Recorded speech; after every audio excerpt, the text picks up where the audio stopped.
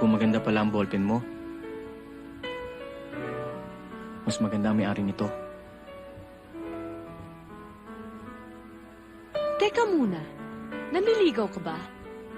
Kung sakasakaling dalawin kita dito araw-araw, may magagalit ba? Meron. Ang boyfriend ko. May boyfriend ka na?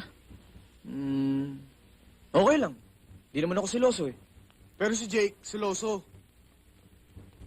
Kailangan mo muna ng passes bago ka mapasok dito.